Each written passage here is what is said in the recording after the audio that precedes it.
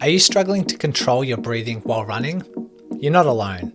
And the exciting thing is, health professionals who specialise in breathing say that non-elite athletes can benefit immensely from breathing exercises and can expect to see results in 2 weeks by doing these exercises 5 minutes per day.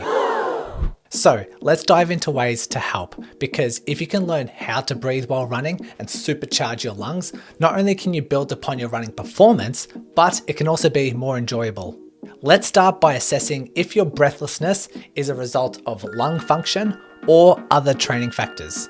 We can easily do this by performing the BOLT test, which is short for the Body Oxygen Level Test. And once we know your score, we can provide some helpful tips.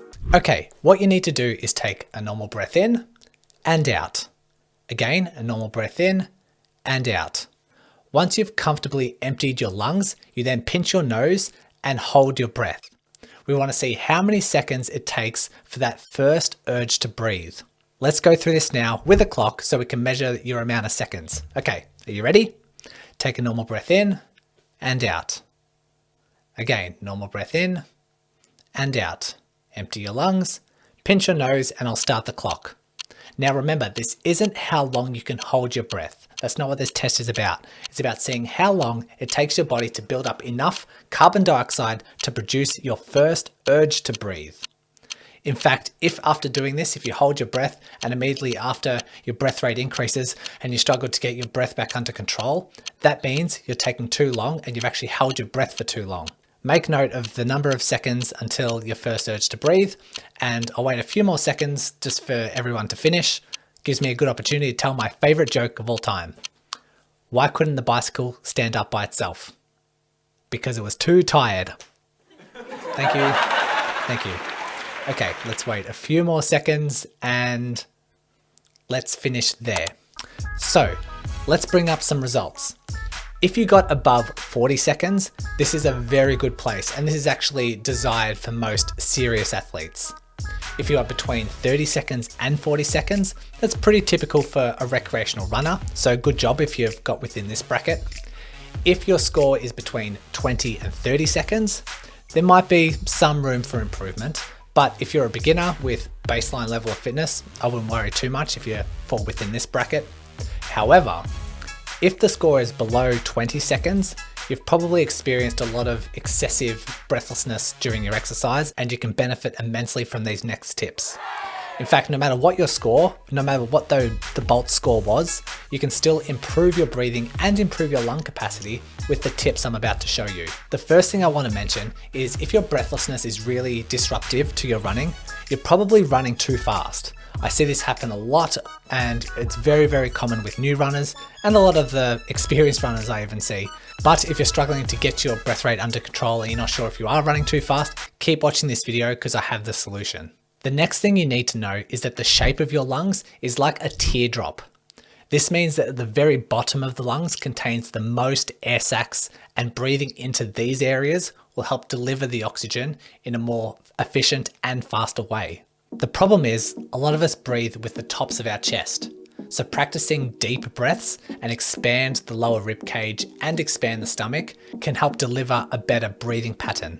Practice this in a seated position, and then once you get comfortable with this breathing pattern, you can then move and transition it into your running. Another way to help with your running is to breathe in through your nose and out through your mouth. This technique has been said to help the oxygen reach those lower lobes of the lungs, so it might be helpful for you.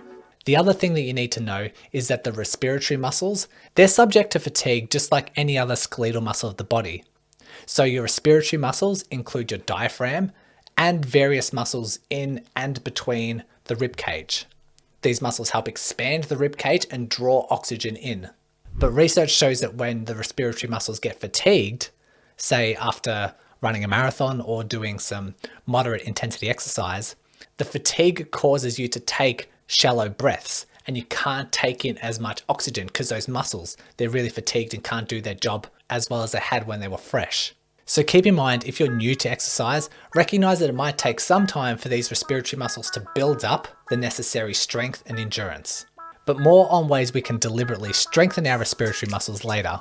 Because I also want to mention that if you're brand new to running, keep in mind that if the exercise itself is quite unfamiliar, you'll naturally have a higher effort level until your body starts to recognize the movement pattern and then calm itself down both physically and mentally.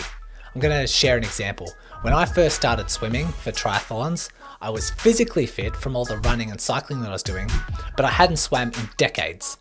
And as a result, I got in the pool, I went for a swim, and I was gasping for air just after completing one length of the pool. But it only took me 2 weeks before I was swimming comfortably. Did I get fitter in this time? No. Did my lung capacity improve in this short period of time? Probably not. But I was more relaxed in the water and was more comfortable with that swimming motion. And so my breathing was well under control. So what we've learned so far is that breathing deep into your lungs will help lung efficiency. And if you're a beginner, patience may need to be required to strengthen your respiratory muscles and to become more comfortable and familiar with the activity itself. Next, let's discuss some practical exercises if you want to take that action step to improve your lung capacity and function. After all, research shows that inspiratory muscle training can help improve athletic performance. Aside from learning the belly breathing, another exercise you can do without equipment is called the pump method. This helps strengthen your diaphragm and requires a passive exhale followed by a strong, sharp, short inhale with all the movement coming from your stomach. Repeat this 10 to 15 times and do this twice a day.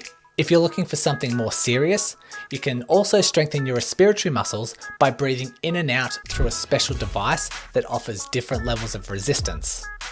But I always recommend following the other tips like the belly breathing and the pump method before progressing to something like this. Now, remember earlier when I mentioned most beginner runners are out of breath because they're running too fast? Well, I've created a whole other video to see exactly what speed you should be running, not only to help your breathlessness, but also to help increase your overall performance in the safest way possible. So I'll see you there.